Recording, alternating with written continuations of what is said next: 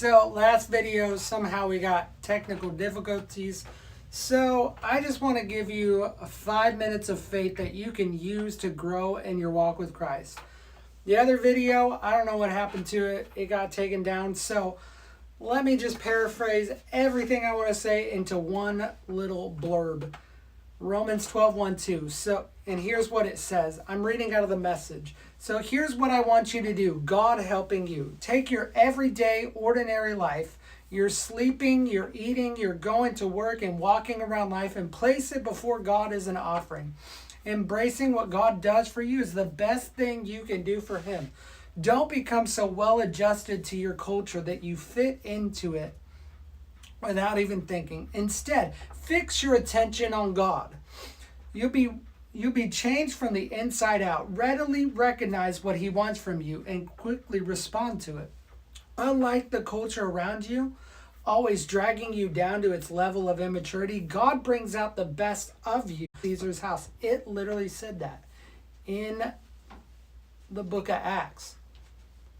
It literally said that. So that's why we're here today. He took His ordinary life and He put it on the altar. He said, everything I have for you, God, everything I am, it's all for you. And then when He did that, He met with a man. And the man laid hands on him. He opened his eyes and He took the gospel everywhere. So that's what we do. We start with our neighbors and to our nations. Thank you guys so much for watching. I'm sorry, this is like a marathon, but I'm trying to get through this. I want you to get these words into your life because I believe they'll change you. And so that's what He did. He took His ordinary life, His everyday ordinary life, and He made it something extraordinary. He took the gospel everywhere. And Paul is one of the staunchest defenders of the faith that we have. He helped lead and start churches. He placed people in places of leadership where they never would have been without the ministry of Paul. It started with the disciples on the day of Pentecost, and it continues with us today. There is a thing that God wants to do in your life. If you're listening to me today, He wants to use you to do great things. Jeremiah 29:11 says He knows the plans that He has for you. They're plans to prosper you, never to harm you, plans to give you a hope and a future. And so that's what He wants to do. How do you do it? You work that I have called them to. And that's literally what happened.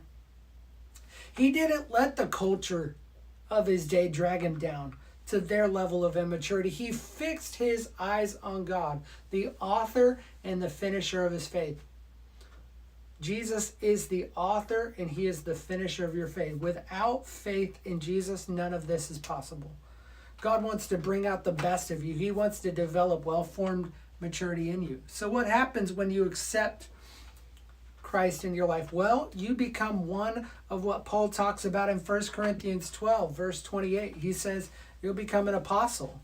Some of you will be prophets. Some of you will be teachers. Some of you will be miracle workers. Some of you will be people that have the gift of healing. Some of you will be people that will help others. Some of you will have the gift of leadership. And some of you will speak in unknown tongues.